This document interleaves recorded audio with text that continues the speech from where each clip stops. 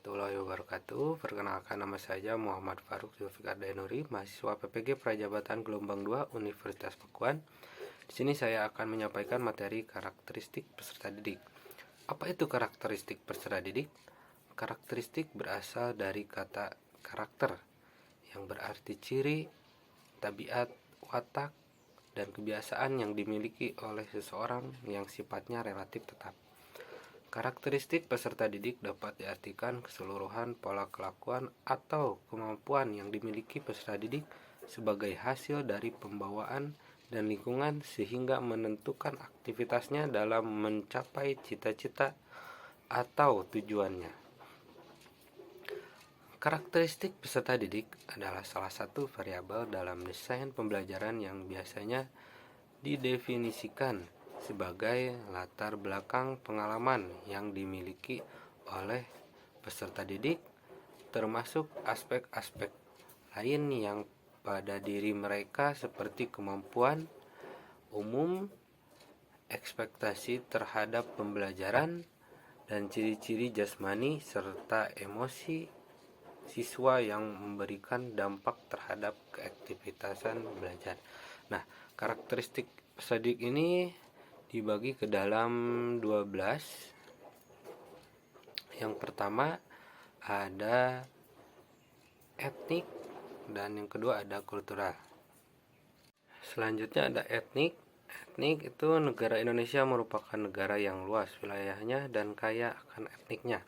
Namun berkat perkembangannya alat transportasi yang semakin modern, maka seolah tidak ada batasan antara daerah, suku, dan juga tidak ada kesulitan menuju daerah lain untuk bersekolah, sehingga dalam sekolah dan kelas tertentu terdapat multi etnik atau suku bangsa. Seperti dalam satu kelas kadang terdiri dari peserta didik etnik Jawa, Sunda, Madura, Minang, ada juga Bali maupun etnik lainnya ya, maupun implikasi dari etnik ini, pendidik dalam melakukan proses pembelajaran perlu memperhatikan jenis etnik apa saja yang terdapat dalam kelasnya. Data tentang keberagaman etnis ini di kelas menjadi informasi yang sangat berharga bagi pendidik dalam menyelenggarakan proses pembelajaran. Seorang pendidik yang menghadapi peserta didik hanya satu etnik di kelasnya tentu tidak sesulit yang multi etnik ya, karena multi etnik bisa memunculkan beberapa perbedaan gitu ya. Selanjutnya ada kultural. Ya, meskipun kita telah memiliki jargon Sumpah Pemuda yang mengakui bertumpah darah yang satu tanah air Indonesia, berbangsa yang satu bangsa Indonesia, dan menjunjung bahasa persatuan bahasa Indonesia, namun peserta didik kita sebagai anggota suatu masyarakat memiliki budaya tertentu dan sudah barang tentu menjadi pendukung budaya tersebut. Budaya yang ada di masyarakat kita sangatlah beragam, seperti kesenian, kepercayaan, norma, kebiasaan, dan adat istiadat peserta didik yang kita hadapi mungkin berasal dari berbagai daerah yang tentunya memiliki budaya yang berbeda-beda, sehingga kelas yang kita hadapi kelas yang multikultural ya. Untuk itu etik dan kultural ini sangat penting diketahui oleh seorang pendidik sehingga nanti bisa menentukan bagaimana yang diinginkan oleh seorang peserta didik tersebut. Status sosial, manusia diciptakan Tuhan dengan diberi rezeki berupa pekerjaan, kesehatan, kekayaan, kedudukan, dan penghasilan yang beda-beda. Kondisi seperti ini juga melatar belakangi peserta didik yang ada pada suatu kelas atau sekolah kita. Peserta didik pada suatu kelas biasanya berasal dari status sosial ekonomi yang berbeda-beda. Dilihat dari latar belakang pekerjaan orang tua, di kelas kita terdapat peserta didik yang orang tuanya wirausahawan, pegawai negeri, pedagang, petani, dan juga mungkin menjadi buruh atau mungkin serabutan ya. Dilihat dari sisi jabatan orang tua, ada peserta didik yang orang tuanya menjadi pejabat seperti presiden ya, menteri, gubernur, bupati, camat, kepala desa, kepala kantor, atau kepala perusahaan. dan ketua RT juga ya, bisa jadi. Di samping itu ada peserta didik yang berasal dari keluarga ekonomi mampu, ada yang berasal dari keluarga yang cukup mampu, dan ada juga yang peserta didik yang berasal dari keluarga yang kurang mampu. Nah, untuk itu pendidik harus bisa menyesuaikan dengan berbagai keberagaman status sosial tersebut ya, tidak bisa disamaratakan. Selanjutnya ada minat ya. Minat dapat diartikan suatu rasa lebih suka, rasa ketertarikan pada suatu hal atau aktivitas ya. Menurut Harlock menyatakan bahwa minat merupakan suatu sumber motivasi yang mendorong seseorang untuk melakukan kegiatan yang dipilihnya.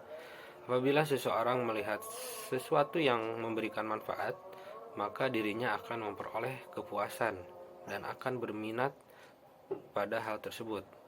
Atas dasar hal tersebut, sebenarnya minat seseorang, khususnya minat belajar peserta didik, memegang peran yang sangat penting, sehingga perlu untuk terus ditumbuh kembangkan sesuai dengan minat yang dimiliki seorang peserta didik. Namun, sebagaimana kita ketahui bahwa minat belajar peserta didik tidaklah sama. Ada peserta didik yang memiliki minat belajar tinggi, ada yang sedang, dan bahkan rendah. Untuk mengetahui apakah peserta didik memiliki minat belajar yang tinggi atau tidak, sebenarnya dapat dilihat dari indikator minat itu sendiri ya. Indikator minat meliputi perasaan senang, ketertarikan peserta didik, perhatian dalam belajar, keterlibatan siswa atau peserta didik dalam kegiatan proses pembelajaran, ya, manfaat dan fungsi mata pelajaran. Agar diperoleh gambaran yang lebih jelas, maka akan diuraikan dalam paparan. Ya, ada perasaan senang, ya, seorang peserta didik yang memiliki perasaan senang atau suka terhadap mata pelajaran tertentu akan memperlihatkan tindakan yang bersemangat terhadap hal tersebut ya. Nah, itu bisa diartikan peserta didik tersebut minat terhadap pembelajaran tersebut ya. Perkembangan kognitif. Tingkat perkembangan kognitif yang dimiliki peserta didik akan mempengaruhi guru dalam memilih dan menggunakan pendekatan pembelajaran, metode media, dan jenis evaluasi. Teman kanak-kanak yang peserta didiknya sekitar berumur 5-6 tahun tentu berbeda pendekatan, metode, dan media yang digunakan ketika menghadapi peserta didik. Tingkat perkembangan kognitif yang dimiliki peserta didik akan mempengaruhi guru dalam memilih dan menggunakan pendekatan pembelajaran, metode, media, dan jenis evaluasi. Teman kanak-kanak yang peserta didik sekitar berumur 5-6 tahun tentu berbeda pendekatan ya yang digunakan ketika menghadapi peserta didik. Sekolah dasar yang peserta didiknya berusia 7-11 tahun dan peserta didik sekolah menengah pertama yang usianya berkisar 12-14 tahun juga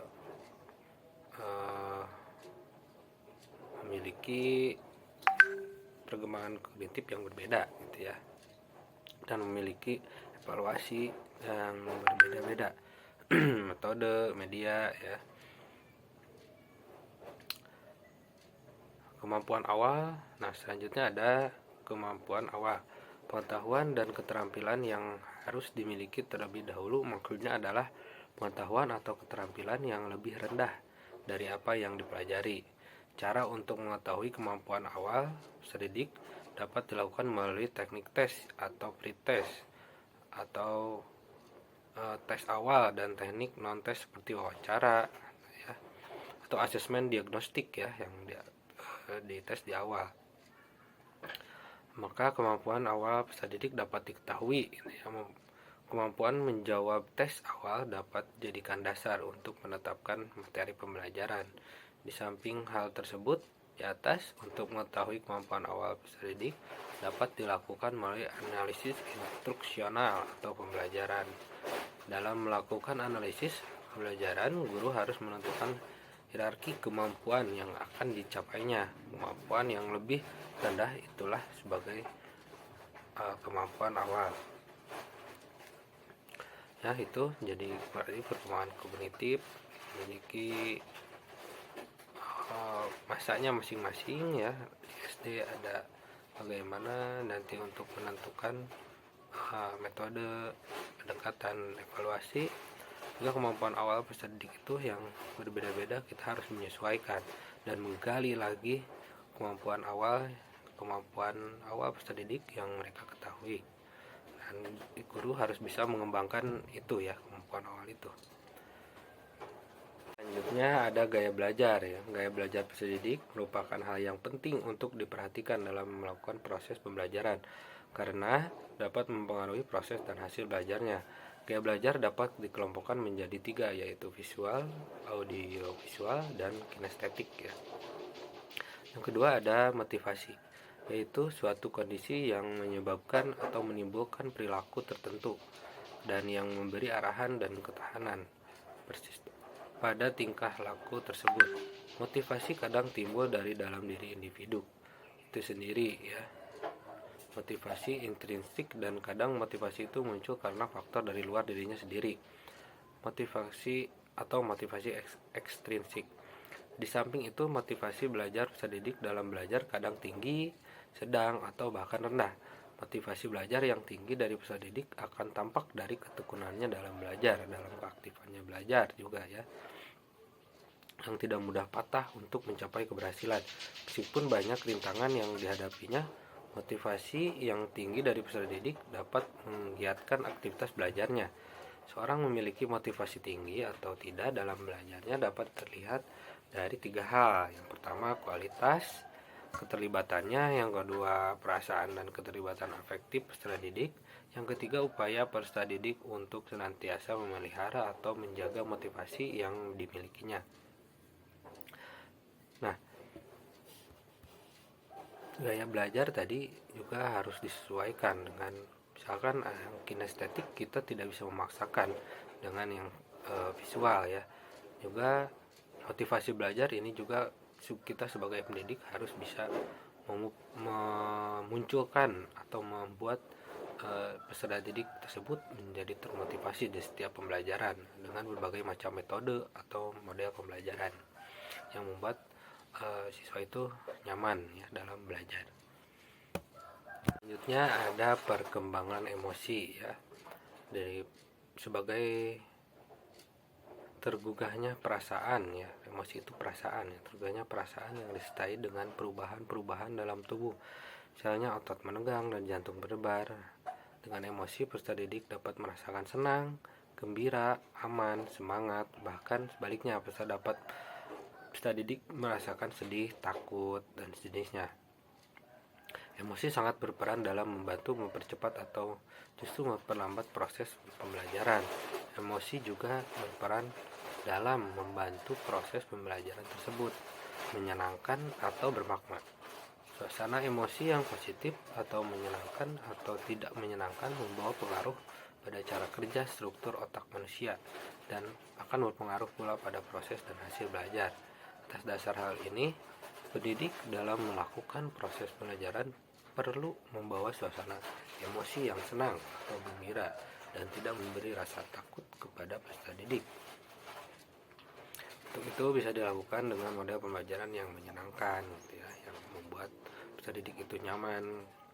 Belajar melalui permainan misalkan ya atau misalkan games, atau di setiap pembelajaran diselingi dengan ice breaking atau apapun itu untuk membuat mereka senang ya.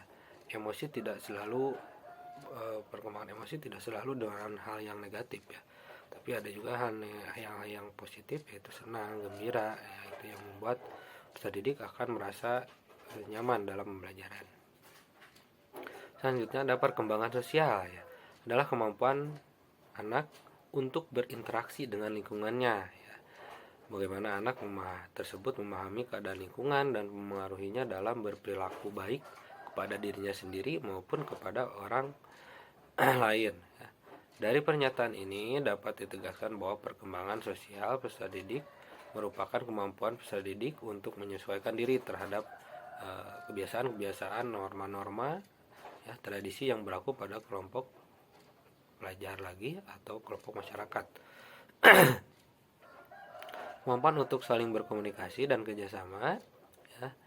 Perkembangan sosial peserta didik dapat diketahui dilihat dari tingkatan kemampuannya dalam berinteraksi dengan orang lain dan menjadi masyarakat di lingkungannya, ya.